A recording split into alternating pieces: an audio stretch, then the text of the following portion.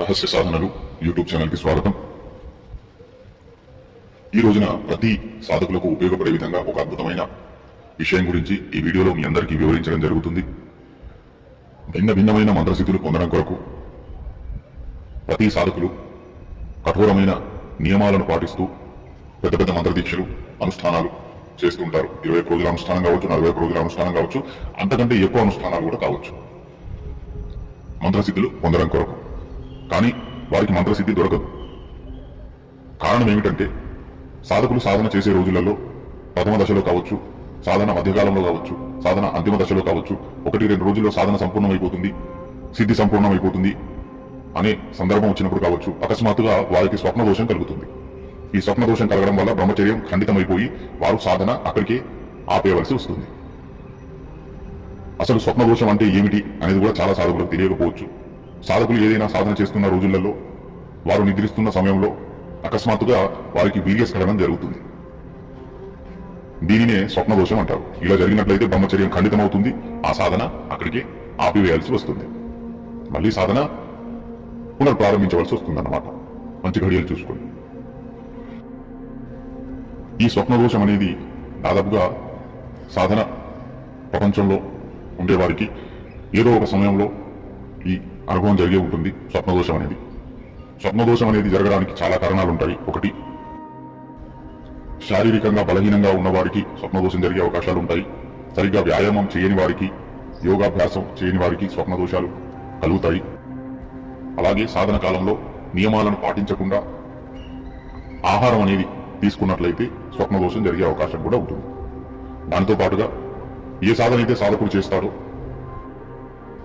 ఆ సాధనకి సంబంధించిన దైవశక్తి పరీక్షించడానికి, ఆ దైవశక్తి యొక్క గణంలో కొన్ని శక్తులను సాధకుడిని భ్రమితం చేయడానికి తాను నిద్రిస్తున్న సమయంలో సాధకుడి దగ్గరికి పంపించడం జరుగుతుంది. అలాంటి సందర్భాలలో సాధకుడు కామపూరితమైన ఆలోచనలకు గురై అతనికి వీర్యస్ఖలనం జరుగుతుంది.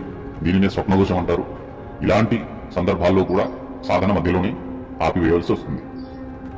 అలాగే సాధన చేస్తున్న సాధకుడి చుట్టుపక్కల ఏదైనా దుష్టశక్తి కావచ్చు, అదృశ్య శక్తి ఏదైనా ఉన్నట్లయితే సాధకుడు ఏదైతే మంత్రజపంతో అపారమైన మంత్ర ఊర్జాశక్తిని తన శరీరంలో అలవర్చుకుంటున్నాడో, గ్రహణం చేసుకుంటున్నాడో, ఆ ఊర్జాశక్తిని దొంగిలించడానికి అదృశ్య రూపంలో చుట్టుపక్కల ఉన్న దుష్టశక్తులు కూడా సాధకుడు నిద్రిస్తున్న సమయంలో వచ్చి ఆ సాధకుడిని స్పర్శ చేయడం వల్ల సాధకుడి యొక్క స్వప్నదోషం అనేది జరుగుతుంది.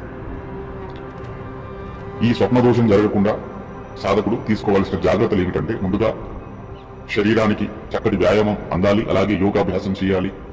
అలాగే చక్కగా సాధకుడు మంచి ఆహారాన్ని తీసుకోవాలి. శరీరం బలపరుచుకోవడంతో పాటుగా సాధకుడు ఒక గుప్తమైన విద్యను ప్రాప్తి చేసుకోవాలి. స్వప్న దోషం జరగకుండా కట్టువేసే మంత్ర విద్యను సిద్ధి చేసుకోవాలి. ఈ మంత్ర విద్యను ఏ ప్రకారంగా సిద్ధి చేసుకోవాలి, మంత్రం ఏమిటి, అనుష్ఠానం చేసే విధానం ఏమిటి అనేది వచ్చే వీడియోలో మీకు వివరిస్తాము.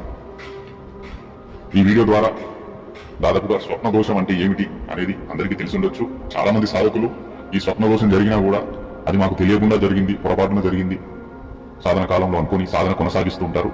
అలా చేయకూడదు. ఒకసారి అనుష్ఠానం ప్రారంభించి ముగించే ఈ కాల వ్యవధి ఏదైతే ఉంటుందో ఆ కాల వ్యవధిలో ఇలాంటి స్వప్నదోష ప్రభావాలు అనేది ఈ సాధనలో పడినట్లయితే ఖచ్చితంగా ఆ సాధన ఖండితం అవుతుంది. ఆ సాధన అక్కడికి ఆపేసుకోవాలి.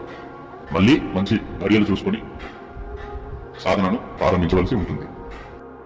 సాధకులందరి కోసం రాబోయే వీడియోలో బ్రహ్మచర్యం కోల్పోకుండా, స్వప్నదోషం జరగకుండా, సాధనలో ఎలాంటి కామపూరితమైన ఆలోచనలు అలాగే శక్తుల నుంచి పరీక్షలు జరగకుండా మీ సాధన ఖండితం చేసేందుకు శక్తులు చాలా రకాల పరీక్షలు పెట్టడం జరుగుతుంది. వాటన్నింటి నుంచి రక్షణ కొరకు సాధనలో ఎలాంటి ఆటంకాలు, ఇబ్బందులు జరగకుండా ఒక అద్భుతమైన మంత్ర విద్య అనేది వచ్చే వీడియోలో మీ అందరికీ అందించడం జరుగుతుంది. జై మహాకాళి, జై శ్రీ మహాకాళ్.